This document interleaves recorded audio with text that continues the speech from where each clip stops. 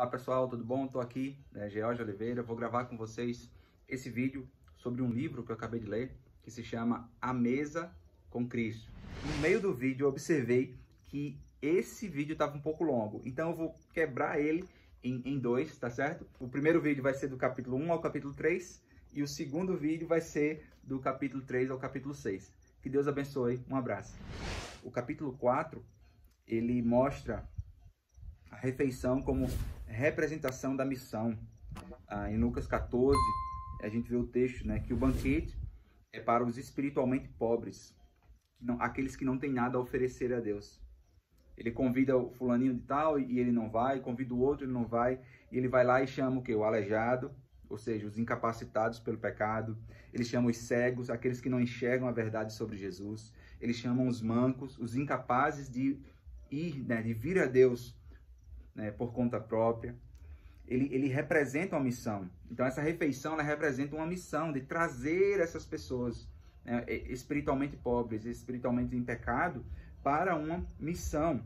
Então o evangelho, ele é uma grande refeição. Ele veio, Jesus comendo com pecadores.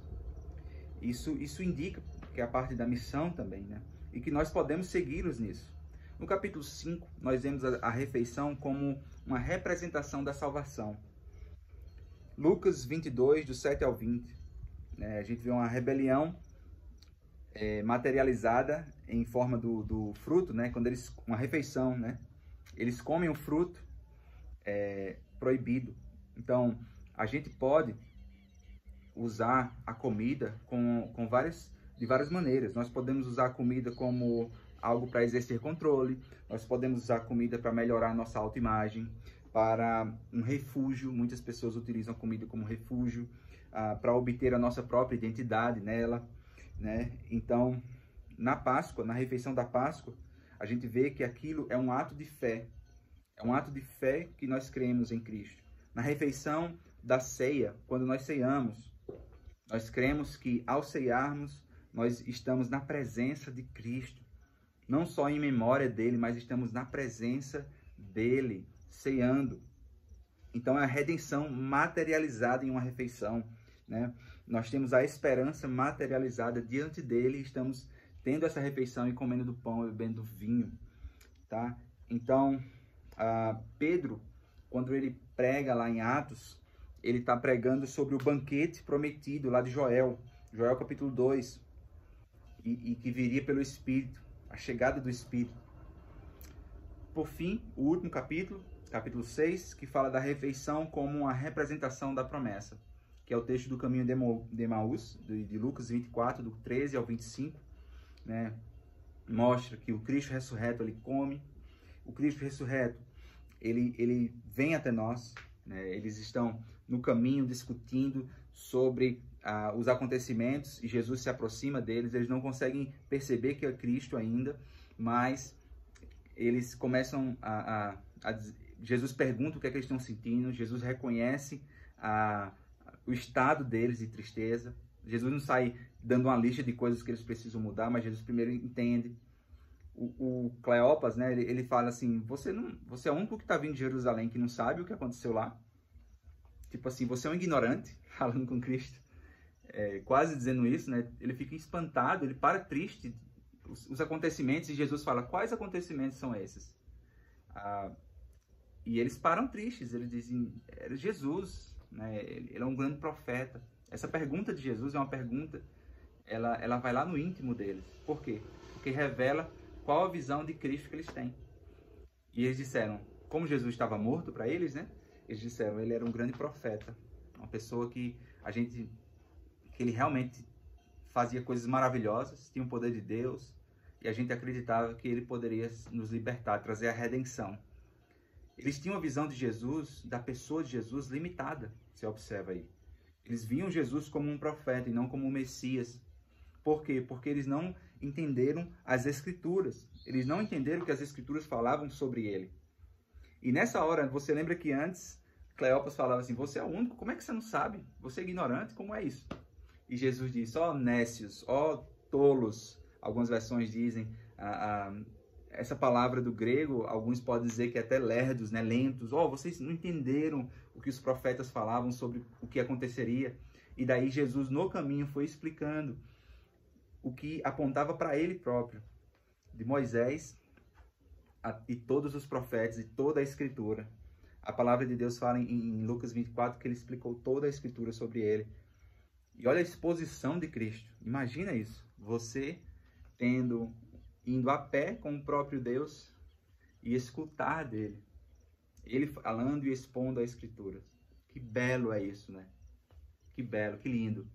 Mas eu quero dizer para você que essa experiência desses 2 discípulos foi maravilhosa, porque eles estavam vendo o Filho encarnado de Deus.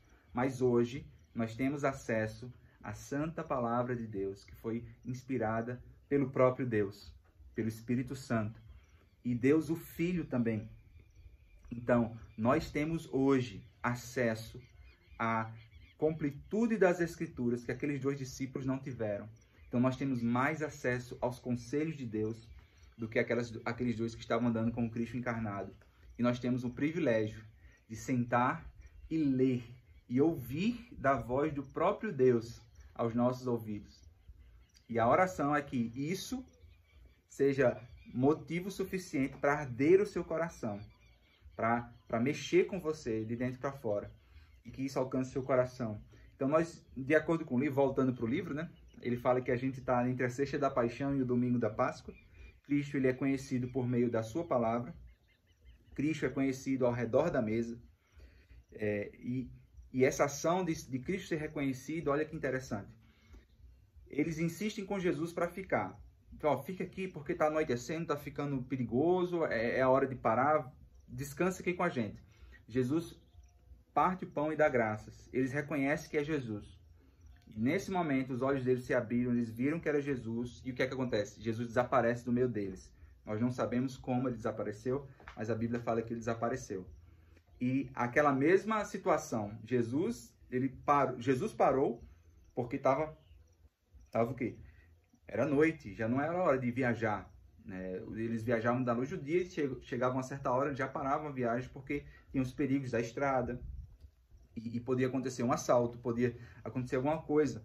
Mas eles, quando descobriram, eles tiveram a revelação de Jesus. Eles disseram, nosso coração está ardendo, como é que a gente não percebeu que era ele? E tudo, eles fizeram o quê? A Bíblia fala que imediatamente eles partiram de volta para Jerusalém para se encontrar com os 11 e com os outros. E quando chegou lá, eles contaram. Então, eles contaram para eles que tiveram um encontro com Jesus ressurreto. E esse Jesus partiu o pão, ele estava lá em carne e osso. E que eles estavam duvidando das mulheres antes, mas eles disseram, não, esse Jesus que se encontrou com as mulheres e com Pedro, com Simão, esse Jesus nós vimos agora. Um encontro com Jesus nos leva a uma transformação de vida e uma mudança de caminho. Eles voltaram de onde tinham saído. E esse Jesus é o que motiva a enfrentar os perigos da noite, enfrentar a perseguição, enfrentar ser mal falado, como a mulher que tinha sido perdoada estava enfrentando naquela comunidade. Enfrentar tudo isso. Por quê? Porque é por esse Jesus, por esse evangelho, por essa missão que nos leva a compartilhar da graça e da glória dele para outras pessoas. Então nós temos um grande privilégio de, ao redor da mesa, estarmos com Cristo e estarmos com pecadores. E trazendo pessoas à nossa casa, nós compartilhamos do Evangelho. Então, pessoas que têm participação em pequeno grupo, pessoas que têm líderes de igrejas. Esse vídeo é para você. Por quê? Porque é tão simples, é tão orgânico, é tão fácil. A gente tem que parar de ficar pensando que é pregar o Evangelho, é ter um projeto missionário de passar um mês lá no interior do sertão ou do norte ou no sul e tem que fazer isso com a igreja toda. Não, a pregação do Evangelho, a proclamação do Evangelho deve ser algo natural para as nossas vidas, para as nossas famílias, para os nossos filhos, para as nossas esposas, para os nossos maridos, os cônjuges, para todos estejam envolvidos com a palavra de Deus e diariamente. Então não é uma missão para o missionário transcultural que está em outro país. Essa é missão para os discípulos de Cristo.